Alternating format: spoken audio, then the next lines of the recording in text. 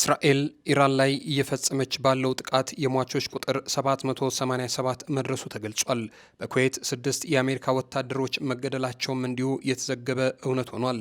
እስራኤል በኢራን ፕሬዝዳንታዊ ቢሮ አዲስ ጥቃት መሰንዘሯን እያስታወቀች ሲሆን በዚህ ተባብሶ በቀጠለው የእስራኤል ጥቃት ቴሄራንን ጨምሮ በርካታ የኢራን ግዛቶችን መትቻለሁ ስትል ይፋዊ መግለጫ ሰጥታለች።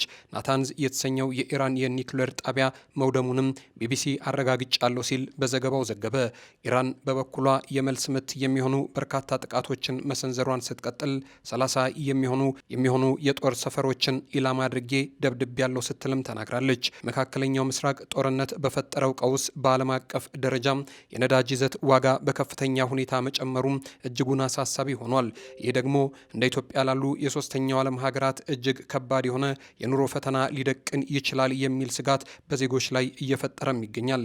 ኢራን በእስራኤልና በአሜሪካ ጥምር እጅ በተተኮሰ ሚሳኤል በተመታች ሰዓት ምኑንም ከምኑ የማያውቁ እንደ ወትረው ሁሉ ሀገር ሰላም ብለው ትምህርት ቤት ሄደው ከነበሩ ተማሪዎች መካከል 165 ህጻናት ህይወታቸውን መነጠቃቸውን ተከትሎ ኢራናውያን አደባባይ ወጥተው ሀዘናቸውን በከፍተኛ ሁኔታ እየገለጹ ይገኛሉ። አሁን የዓለም የጂኦፖለቲካ ሁኔታ በሁለት ጎራ በቆሙ ሀያላን መካከል መሆኑ እየለየ የመጣ ጉዳይ ይመስላል።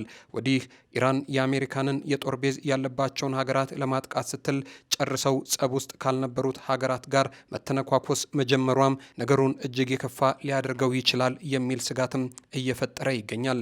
በዚህ ሳቢያ በኢራንና በአሜሪካ እስራኤል ጥምረት መካከል ያለው ጦርነት ለአራተኛ ቀን እስካሁን ቀጥሎ እየተፋፋመ ስለመምጣቱም እየተነገረ ይገኛል።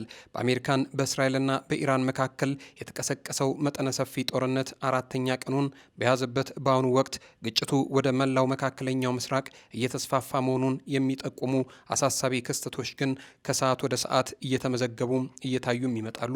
የአየር ድብደባና የድሮን ጥቃቶች እንደዚሁ በሰፊው እየተፈጸሙም ይገኛሉ። እስራኤል በቴህራንና በቤይሩት በሚገኙ የወታደራዊ ኢላማዎች ላይ አዲስና መጠነ ሰፊ የአየር ድብደባ መፈጸሟን አስታውቃለች። ሌላ በኩል በሳውዲ አረቢያ የሚገኘውን የአሜሪካ ኤምባሲ በሁለት የኢራን ድሮኖች መመታቱን የሳውዲ መከላከያ ሚኒስትር ያረጋገጡ ሲሆን በጥቃቱም ውስን የሆነ የቃጠሎ አደጋ ደርሷል።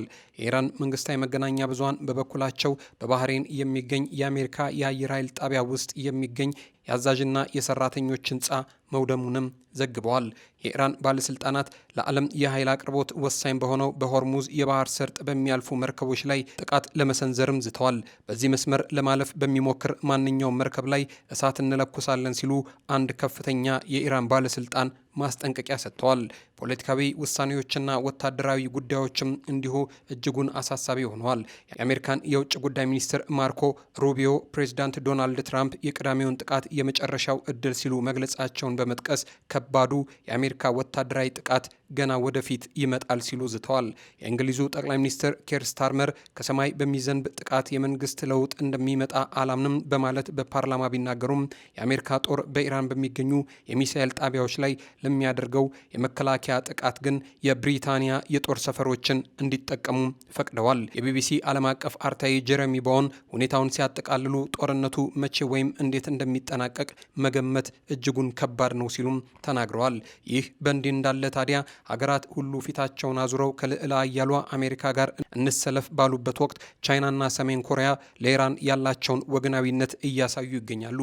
ቻይና ኢራን ሉዓላዊነቷን ለመጠበቅ የምታደርገውን ጥረት እንደምትደግፍ በይፋ ገልጻለች። የቻይና መንግስት ኢራን ሉዓላዊነቷን፣ ደህንነቷንና የግዛት አንድነቷን ለመጠበቅ የምታደርገውን ጥምረት እንደምትደግፍ አስታውቃለች። መግለጫው በቅርቡ በመካከለኛው ምስራቅ የጨመረ የመጣውን ውጥረት ተከትሎ የተሰጠ ሲሆን ቻይና የሀገሮች ሁሉ ሉዓላዊነትና የክልሎች አንድነት ማክበር የዓለም አቀፉ ሕግ መሰረታዊ መርህ መሆኑንም አጠናክራ ትገልጻለች። በቻይና መግለጫ መሰረት ኢራን በውጭ ኃይሎች ግፍ ወይም ደግሞ ግብዣ በማንኛውም ሁኔታ እንዲህ ወዳለ ሁኔታ ውስጥ መግባት አይገባም ስትል ቻይና ማስጠንቀቂያ መሰል መልእክቷን አስተላልፋለች። ቻይና ጉዳዩ ቀጠናውን ወደ ከፍተኛ ግጭት እንዳይወስደው ሁሉም ወገኖች ጥንቃቄ እንዲያደርጉ ስትልም አሳስባለች።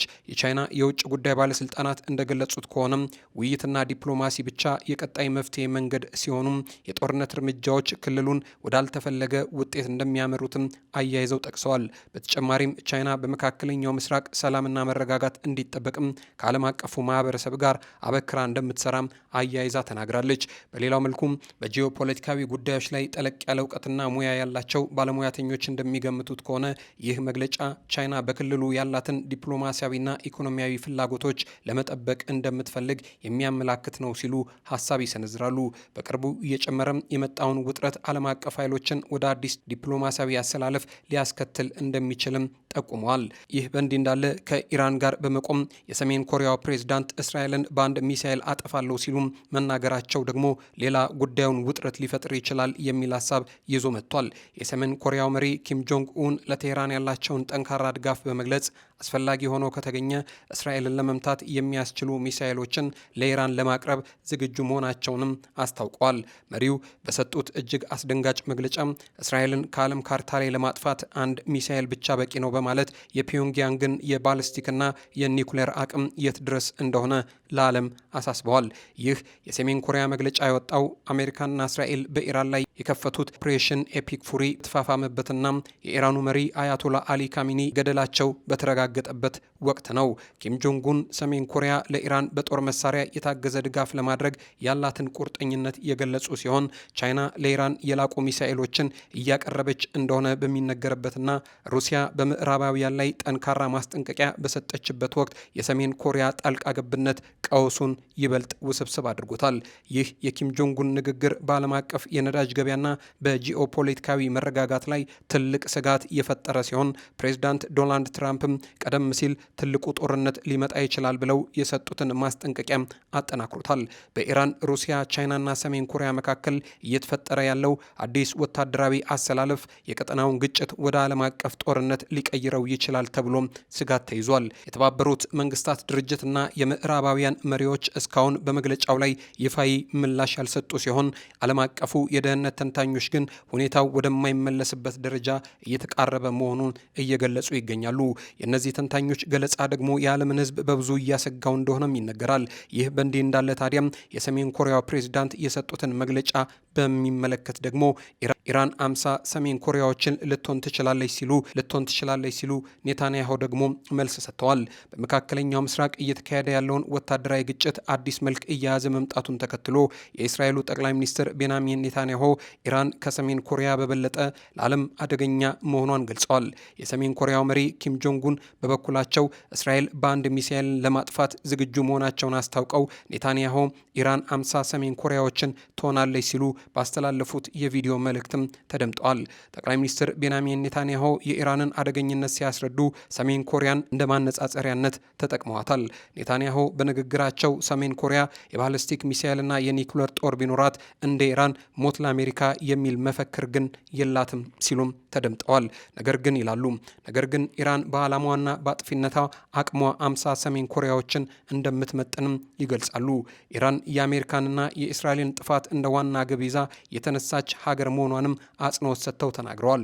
ይህ በእንዲህ እንዳለ ታዲያ የሰሜን ኮሪያው መሪ ለቴህራን ያላቸውን የጸና ድጋፍ በይፋ ደጋግመው ገልጸዋል።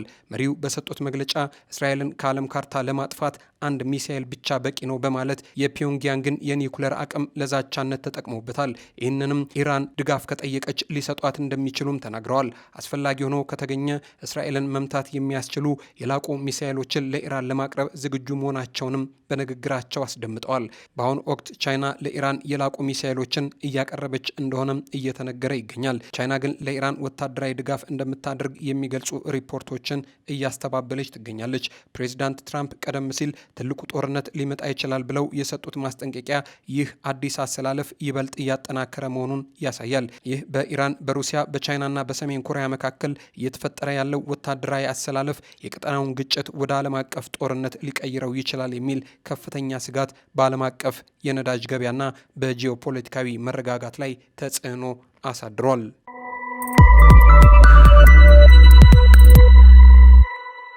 ውድ የአዲስ ጊዜ ሚዲያ ቤተሰቦች ለሰዓቱ የነበሩን መረጃዎች ይህንን ይመስሉ ነበረ። ለአዲስ ጊዜ ሚዲያ አዲስ ከሆናችሁ ቻናላችንን ሰብስክራይብ በማድረግ ቤተሰብ እንድታደርጉን ጠየቅን። እናመሰግናለን።